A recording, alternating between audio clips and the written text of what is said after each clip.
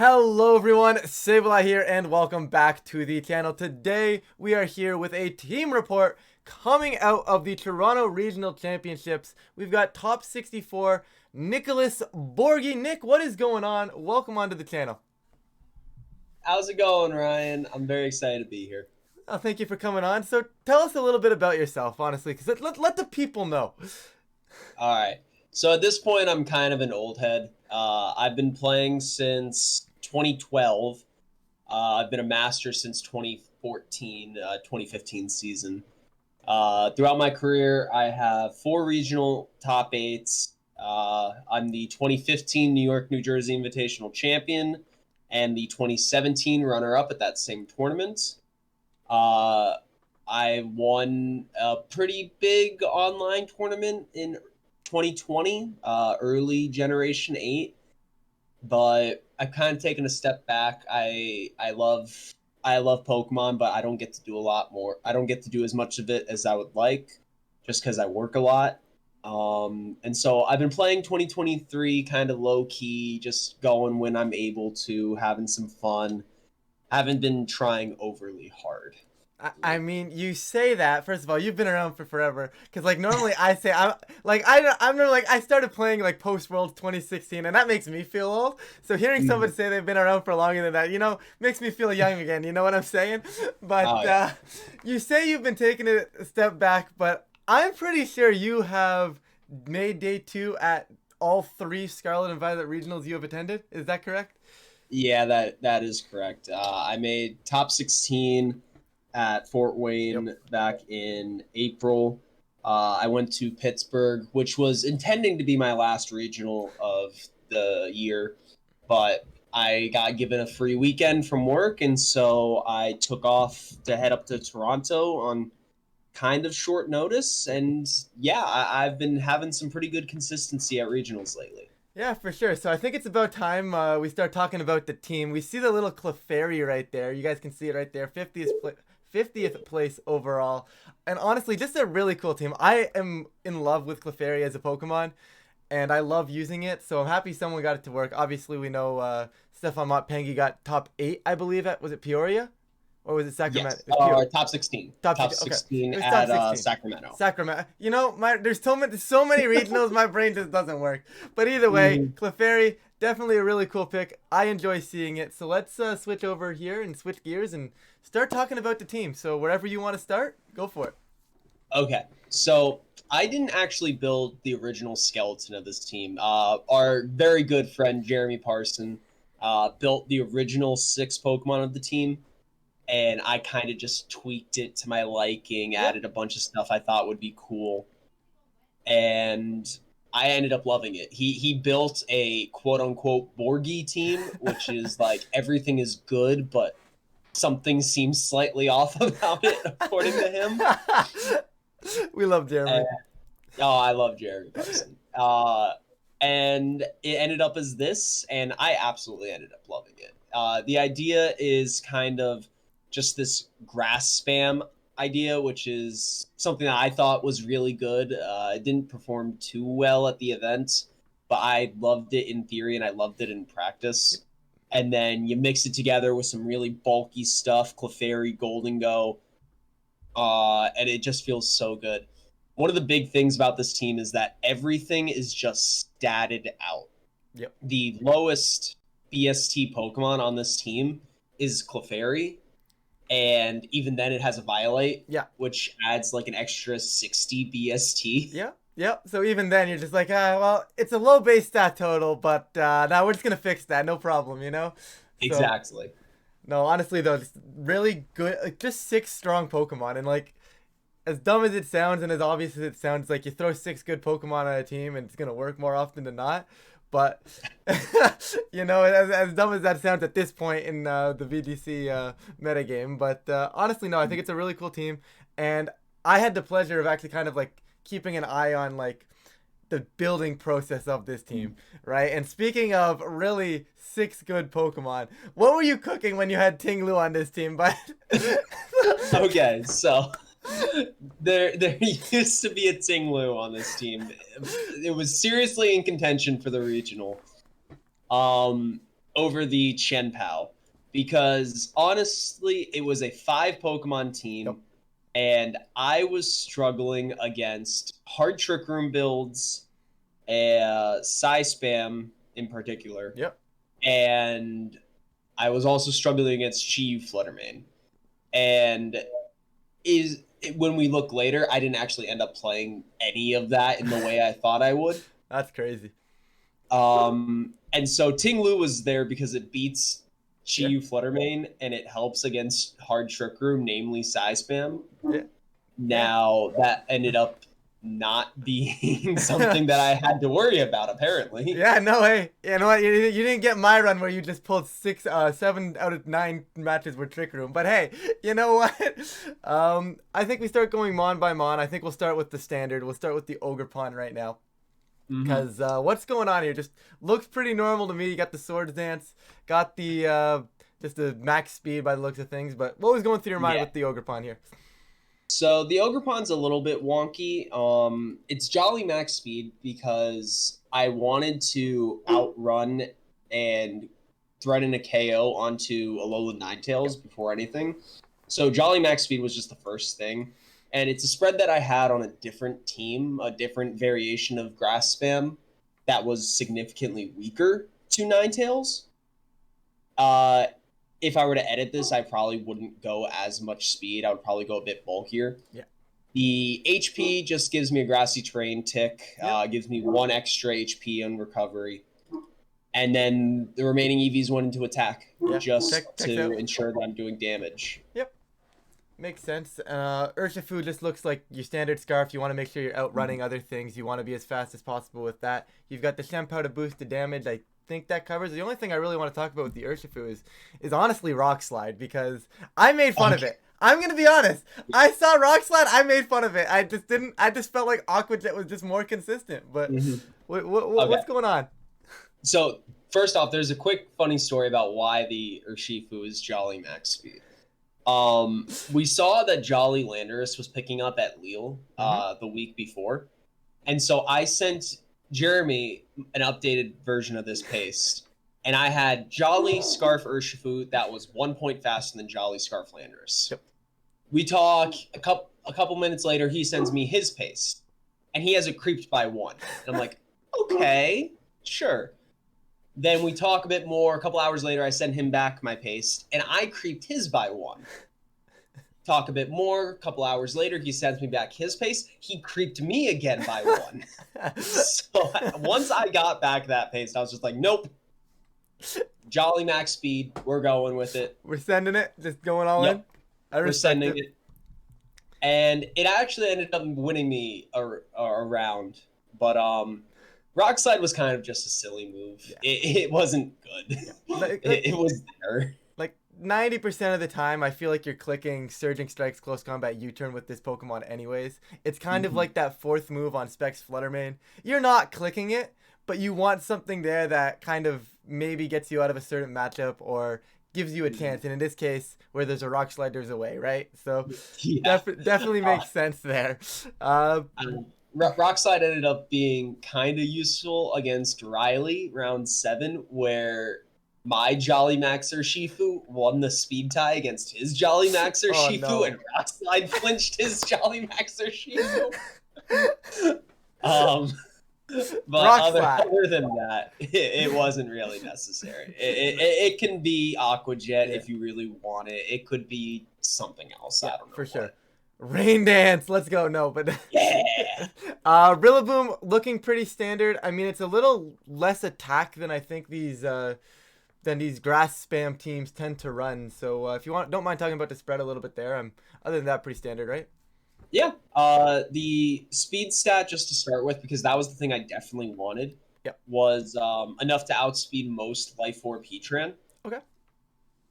Just to bop them with a Wood Hammer if they decide to Terra. Yep, makes sense. The max HP and 76 defense was a pretty cool thing. Basically, what it did was it let me live Chien-Pao's Ice Spinner, Adamant max attack Chien-Pao's Ice Spinner, so I could always U-turn out on them and get my Rillaboom out of the field Yeah. to reset terrain later if I needed to. Yeah. It also had a role to die to Adamant Icicle Crash as a result, which I was completely fine with, because if I do get KO'd by Adamant Icicle Crash, I then get a free switch in. Yep. And Why not? so it was a pretty cool thing. It didn't end up coming up during the regional, but it came up a lot during practice, and I thoroughly enjoyed it. For sure, and it's also one of those things where it's like you're now comfortable. You know, you see Ice Spinner, you're like, you know, worst case scenario, my Rilla can take one if it needs to take one, right? Obviously, you're not trying to let your Rillaboom get hit by an ice move ever, but if it needs to get that, it needs to hit like that, it needs to hit like that, and at least that way you can take one, which I think it makes a lot of sense, especially with like most of your damage, or I don't want to say most of it, but a good chunk of your damage often trying to come out from that grass spam mode. Keeping that terrain up, being able to reset that terrain after they try to get rid of it, just feels incredibly smart to me. I don't think we need to talk about Shen Pao. Maybe just a tad bit on Haze. Everything else looks pretty standard there. So Shen Pao was mediocre. It can be anything else. Yep. Luca and James were talking to me about Tornadus as the 6th, and honestly, I think that works just as well. I haven't tested it because I haven't really played much since I got back from Toronto, but I think Tornadus may be the slot to try instead of Shen Pao. Okay. Shen Pao was more of a scare tactic. This was largely a 5-mon team, and Shen Pao wasn't really useful. It came a couple of times, but it didn't actually end up doing anything. Yeah. And Haze was there in case I pulled any Dondozo. Checks out. And I didn't pull any Dondozo. So. Yeah, why not? You know what? You put the Haze there and you said, well, if in case I play it, and it's just like a way of making sure you don't play it, you know? That's 100% how it works, guys. You have Dozo counters, you're not going to play Dozo. So just build with Dozo answers and you're fine. 100%, that's how it works, trust me. It's definitely how it works. I think we've kept them waiting long enough for what, in my opinion, is the life of this team, the fun part of this team. Goldango, Clefairy. Let's go Goldango first. Let's keep them waiting a little longer for the Clefairy stuff. But let's go Goldango first. Goldango was originally a Life Orb Heatran, and while I think Life Orb Heatran was really cool, I really enjoyed using Goldango at Pittsburgh Regionals because, holy heck, this thing is just broken. Yeah. Everything about this Pokemon is completely min-maxed to allow it to succeed. It's just great. Make It Rain is an incredibly strong move. It can boost with Nasty Plot. It has great defensive stats. It has very strong special attack, and its ability is just absolutely broken. Yeah. One of the things that I always like to say when I build teams is I like to use broken stuff because broken stuff is fun. Yeah, no, it is. It really is. Yeah, and so ever since Goldango somehow showed up on the Pittsburgh team, I've been trying to fit Goldango onto any other team that I can. And it works perfectly with Clefairy. It really, really does. Like you can just look at it and you go, that kind of screams like those synergies, that everything you want. You know, you've got the Follow Me setter, the Follow Me redirector, I should say. You've got your setup piece. Then you've got the nice type resistances and the type coverages as well. And then on top of that, you just have Friend Guard. So, you know, it's just a good mod. And who would have thought being immune to over 1/3 of the moves in the game was a good thing? Like, that's kind of crazy. Like, when you sit back and think, right? When you sit back and think, you go, wow, this thing's actually immune to at least 1/3 of the moves in the game. At least. Because that's all the status moves. Then you have your fighting immunity. You've got your normal immunity. Like, we could go on forever about the immunities on this thing. It's kind of disgusting. The poison immunity, if we're going to get to it. But let's go Clefairy. Let's follow me right back around. Let's go Clefairy. What do we got here? All right, so Clefairy's a Pokemon that I've loved ever since 2015. I think Friend Guard is just so much fun. It's you get to sit there and you are passively helping out your partner no matter what's going on. You can even actively help out your partner with Follow Me and Helping Hand. Helping Hand doesn't really work with Goldango because, as we said, Goldango you're immune to 1/3 of all moves. No, but beside Ursh, it makes a ton of sense. Yes. And so Clefairy's just great because it gets to sit there and it gets to help its partners deal immense damage. A lot of teams are calced for Terror Water Surging Strikes. Not a lot of teams are calced for Helping Hand Terror Water Surging Strikes. Not a lot of teams are calced for Helping Hand Terrafire Ivy Cudgel. And it's just great. It lets you put on so much pressure with a relatively passive slot. The big move is Sing, obviously. Yep. A couple of people used other moves. James Evans, he had Encore and Life Dew, and I think that's great. I think that's a good set. Mm-hmm. I liked Sing because I thought it was kind of fun, and I like having fun. I by far had the most fun this entire regional, just sitting there keeping my Sing counter in my notebook. Fun fact, over 11 rounds, I clicked 20 Sings, and I went 11 out of 20. So I had exactly 55% accurate Sings throughout the entire region. That's about what you'd expect to hit. It's literally perfect. It's right? Yeah, no, but I actually really like Sing on Clefairy because I feel like sometimes Clefairy kind of just gets lost and kind of stuck on the field, right? It's, we can kind of ignore it, maybe bully the other slot. But all of a sudden, I have a 55% chance to just swing the game right back in my favor.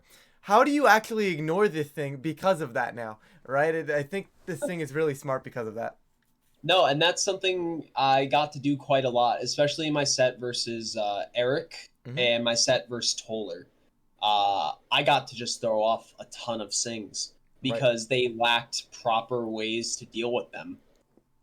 And Jeremy said something pretty smart in his winner's interview after round 6, where he was like, you know what, sometimes they're gonna click Sing and you're going to get put to sleep, and so sometimes you just kind of have to deal with it and move on, and that's a good idea. Yeah, but sometimes it's a bit much. Sometimes having 2 of your Pokemon put to sleep when you weren't expecting it is a bit much in a game. Oh, 100%. That even goes into why this Clefairy's min speed, because outside of Trick Room, you always want to Sing at the end of the turn to make sure that they take the sleep turn next turn. And if Trick Room's up, you want to be singing first if you get the opportunity to. And so it was just a really cool way to keep pressure on the field when otherwise you don't have it, like when you want to set up your Golden Go. I like it. And so, I loved it. It was so much fun. For sure. I think that's enough about the team. What are we going with tournament run style? I mean, we can do a quick synopsis our way through each round sort of thing. Obviously, I'll pull up that image on screen with what you played every round. But what are we cooking here? Like, how do we want to do this? We can go highlight matches. It's really kind of up to you on how you want to approach this. But we can just run through it real fast. Sounds good to me. Let's go through each game just because I feel like there was stuff to learn from each one. Sounds good. Yeah. All right. Let me pull up my notebook. No worries. This notebook, I've used it all. I've used it all year, but it's finally coming to the end of its lifespan. Rats. Maybe it's the lucky notebook. Maybe it's the lucky notebook. You got to bring it with you next time, anyways. Even if you're not writing it, you got to bring it. Yes. All right. We good? Yeah, go for it. All right. So round 1, I play against a guy named Robert Pelling. He was nice enough. We talked a little bit. He had Como, and Como is just a really free matchup for Golden Go. Yep. They can't touch you. Yeah, no, they can't touch you. It's great. You love to see it. And so both games, I literally just sat there with Clefairy Golden Go, and I clicked Sing Nasty Plot, and it was on my opponent to try and stop me.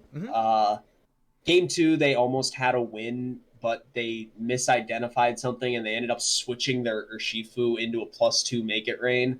and they just kind of lost from there. It happens though, right? Especially in those tough matches, right? Where it's like you just need to, you're trying to grasp for something, and sometimes you grasp at the wrong thing, and you just take that out. But Goldango, honestly, like you said, just kind of looks at Komodo and kind of chuckles a little bit. So I'm sure you kind of chuckle a little bit going into round 2 as well. Yeah.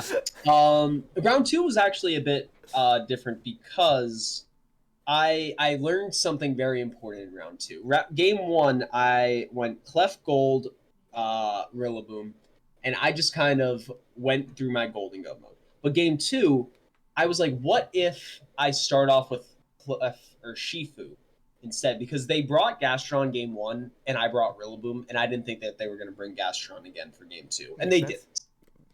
But they led Como in game 2, which is not something I expected. By the time I was able to get my Goldango and get it set up, I was already so far behind. They forced my Goldango to Terra, to Dragon, to avoid me getting knocked out from a knockoff. And I learned, okay, even though I have a very good matchup, I still have to respect the Como because I disrespected Como in game 2, and I got beat. Yeah. It's one of the few game 3s I had all weekend. But it taught me something very important where I can't just rest. I can't autopilot through it. Of course. And so game 3, I led Clef Gold again with Rillaboom again. Yippee. And I won. I didn't show my backs. Just Clefairy Goldango. Yeah. Kind of just went through the rest of their team. Makes sense. And now you kind of started the gauntlet here, now round 3, this is where the gauntlet kind of starts, James Bake. Sounds like a heat match. Yeah, so James and I are pretty good friends. We've been friends since 2013. We've played at several regionals over the years. He's coming off a regional win. I'm coming off of a day 2 and okay performance. But I sit down and I'm having fun because you know what? The team's fun. I'm facing a friend. Yep. And I get to just play some Pokemon. I went Clefairy or Shifu with Grass Spam in game 1. And this actually tells something that I love doing between games where even if I win game 1 very convincingly, I lately have been loving to just completely change the game plan for game 2 because when you win so convincingly in a game, your opponent is forced to adjust and forced to respect you. Yep. And you can just completely switch it up where you don't need to play into that game of, well, are they going to adjust correctly? Are they going to go back to what just happened and try and play differently? You get to say, no, we're playing a fresh game. Now you have to deal with this instead. And so game 1, I did Clef Urshi with Grass Spam in the back, and that went very well. I got up to +2, and I had a +2 Ogerpon in Terrain next to my Terra Urshifu in the endgame, and it was just way too much to handle.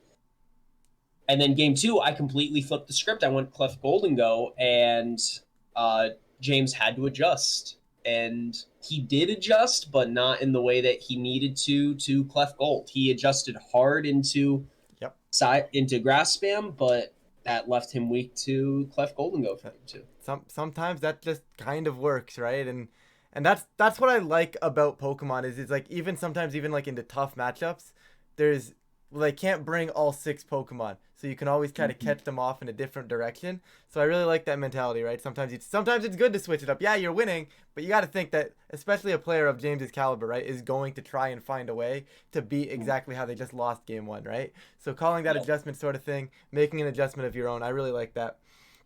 And of course, no rest for you now. Going right into Eric Rios. Yeah, coming off James Beck, I texted my girlfriend. I was like, well, I just beat an international champion, and now I'm playing another international champion. Yep. And yeah, Eric was using a variation of the team that ESM won Sacramento with, except this version's even weaker to Goldango than ESM's was. The Arcanine was slower than my Goldango. Yep. The speed stat ended up being very useful. And game one, I went Clef Golden Go with Rilla Urshi, and he tried to Como me, and I just didn't let him. I set up to +6, and I nasty plotted make it rain through my way through a Terra Steel Golden Go. Yeah. That's the thing, Como is scary, but at the end of the day, unless they've forced your Golden Go to Terra, you get to just +6 make it rain. Yep. Yeah. It's on them to stop you. No, that seems like a pretty favorable matchup for you, especially being faster than the Arcanine, where once you can get set up, kind of ignore that Arcanine. Once you're at +2, I don't know the calc exactly, but I feel like a +2 make it rain is dropping most Arcanine. Yeah, the faster they are, the higher chance they have to die. So this one did live a +2 make it rain. Yep. But it didn't live a +4 make it rain. So that ended up being a thing in game two. Game two, I did the adjustment to Clef Ogerpon because I was like, well, I don't think you're bringing Como again, so I'm just going to try and grass spam you. And then there was a Como. Oh. And because there was a Como, I adjusted mid-game. I still had a full health Clefairy. I just hard switched Ogerpon out to Golden Go. Yep. And then I proceeded to set up Nasty Plots and make it rain again. Yep. Goldengo do be a funny mon like that. Now you've got round 5 here. You've actually pulled one of my arch nemesis from my locals. Nate gave me a lot of trouble for a lot of years. Happy to see him back and playing. But talk about this match a little bit. Nate's a friend of mine too. I've known him for quite a long time. I hacked him game one. There's not even much to talk about in game one. I just axed him. Call a spade, right? Just yeah. I got pretty lucky. The game was still like a game, but every time that he got himself into a good advantage, I just crit something, or I got a 3-turn sleep, and I'm like, all right, well, you know what? Yeah. Game just said no. Yeah. Pokemon will be like that sometimes. And then game two, I was in a pretty good position, but then he misclicked. He switched out his booster Roaring Moon, and it was just really hard for him from there. Except he ended up getting up a Dragon Dance, and then I had my Scarfer Shifu in front of his Roaring Moon, and I clicked Close Combat. I outran his Roaring Moon. He looks up from me and says, "No way," and I'm like, "Yes way." And he's like, "What could that possibly be for?" Talking about Jolly Scarfer Shifu. At this moment, Jeremy Parsons walking behind, and I look behind me and I say, "It's him. It's this one. It's his fault." And so at that point, the game was over. Yep. I one hit KO'd the Roaring Moon, and then the Heat Trend dropped to a close combat the next turn.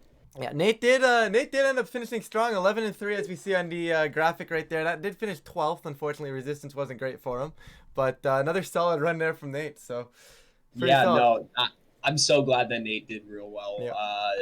If there was a Canadian that I thought could get top 8 at this regional, it was Nate, and then he ended up so close. Not even me. Damn, unfortunate.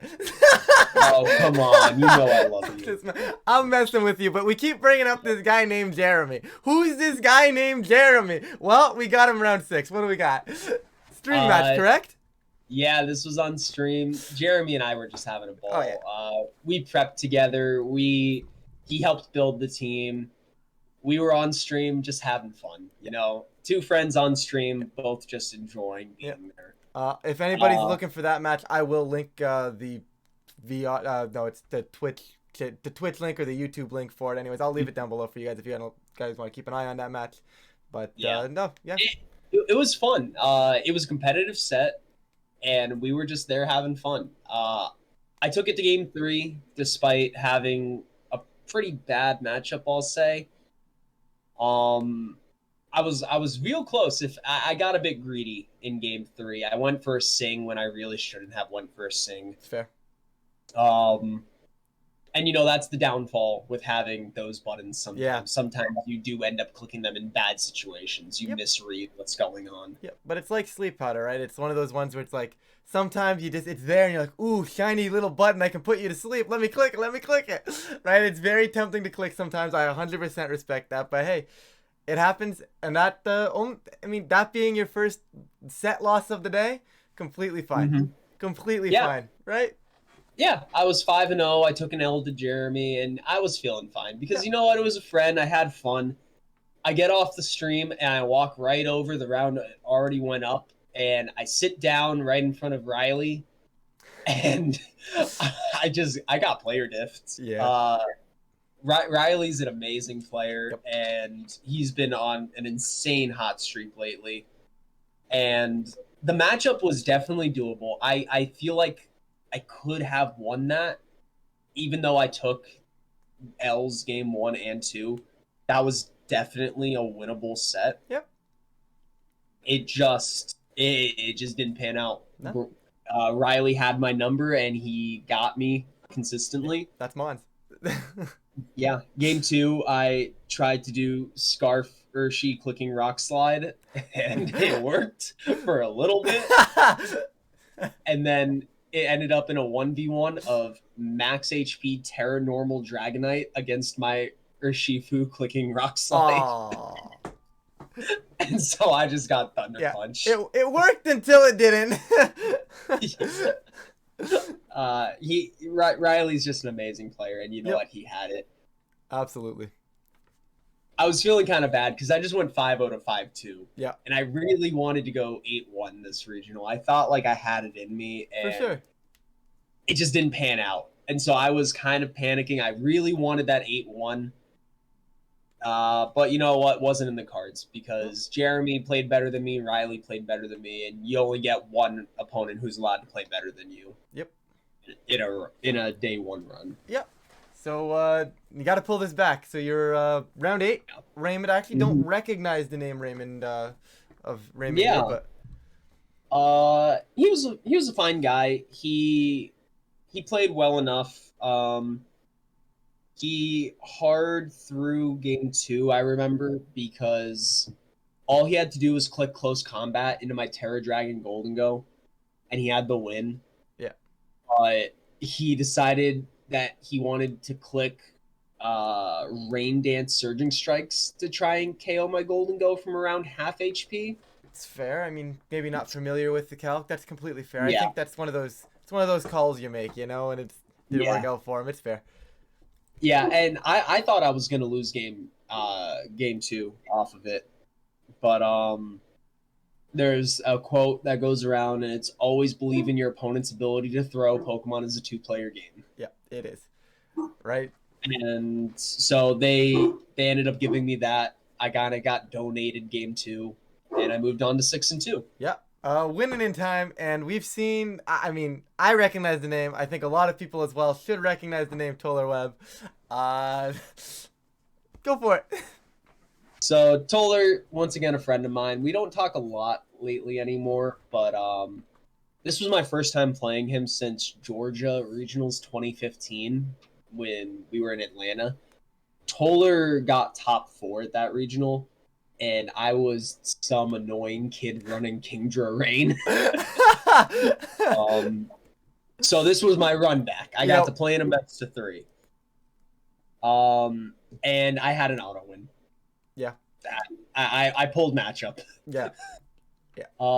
That's a big thing about this team is that there were a lot of teams in this field that were just very weak to Golden Go. And one of them was Toller, another was Eric Rios, and then 2 more were my rounds 1 and 2. Yeah. So I pulled matchup, but that feels good on the prep end. I walked in with a good team that could pull matchup. Agreed. My Golden Go was faster than everything, including the Ogre Pawn. And the Annihilate. That's kind of crazy. Like the Annihilate, I kind of would expect, but the Ogre Pawn, I feel like is just such even more so of an inherent advantage in the team. It just I feel like that really just kind of like if it wasn't already in your favor, which it was, it's now even more so in your favor on just being faster than that. That kind of hurts them. Yeah. And so I just set up nasty plots. I got up to +6. Yeah. And I pressed the advantage. He had this cool play in game 1 where he side E-speeded his Terrifier Annihilate to give himself a Rage Fist boost. Okay. Around my Follow Me. But then Rage Fist failed to KO my Clefairy from the range I was at. We love Clefairy. Yeah. And then game 2, he tried to skill swap off my Friend Guard with Cresselia. Okay. It's kind of cool. And I did not give it to him. That's fair. I noticed that on the team sheet. And I was just like, no. Not happening. Nope. Not happening. I protected. I Terra Dragoned my Golden Ghost, so I ate a Flare Blitz, and he tried to skill swap away my Friend Guard, and I was just like, nope. Not happening. Yep, not today. For sure. So, hey, made day 2 again. So, once again, like I said, 3rd straight regional for you now with the day 2. And obviously, given the result, given the record, final record, we can see day 2 did not go your way. Quickly, let's talk about day 2. I don't want to make you relive this one, but let's give a quick synopsis here. See what's going on. So, I pulled Enzo in round 10, and Enzo ended up making top 8. He had a pretty good run. Yep. Congrats to Enzo. He outplayed me. I made a pretty crucial mistake when I was playing Enzo. If you look at the team, you see the Indeedee Armorge and the Ursaluna. Yeah. Upon me seeing that, I identified this as, okay, I'm playing against Psy-Spam.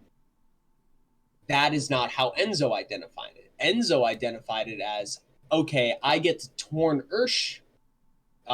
He gets to Torn Ursh this game, but he gets to turn off my Grassy Glide. Yeah. And that was the big difference where I didn't identify that and he did. Yeah.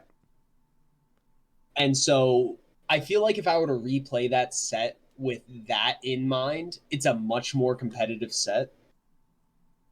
But game 2, I didn't even get past Torn Ursh. He had my number. He knocked me around. Yeah.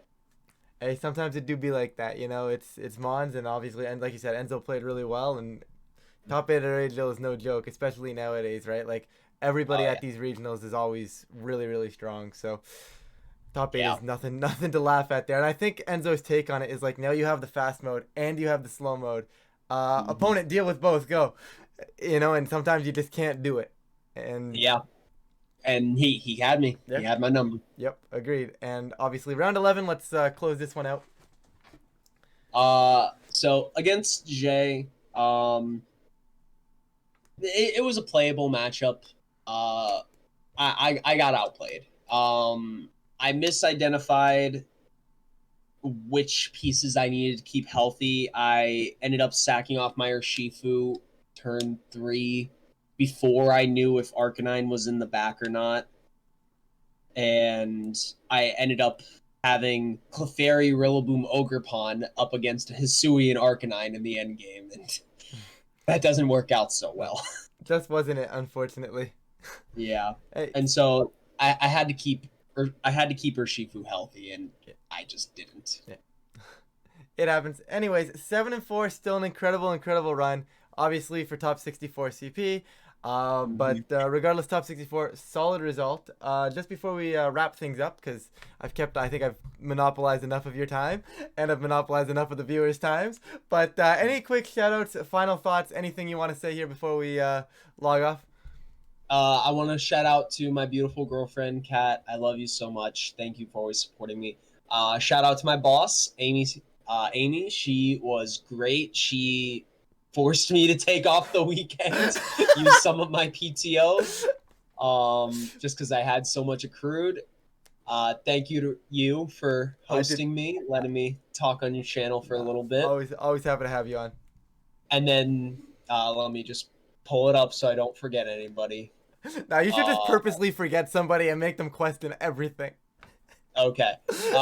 Thank you to Olivia, Jeremy, Megan, Brian, Charlie, and not Pengy for helping me prep. Not Pengy, damn. Not Pengy. It really do be like that. It really do be like that sometimes.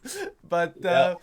with that, guys, I really do need to start doing more team reports on the channel. But really, Nick, thank you so much for coming on. I really, really do appreciate that.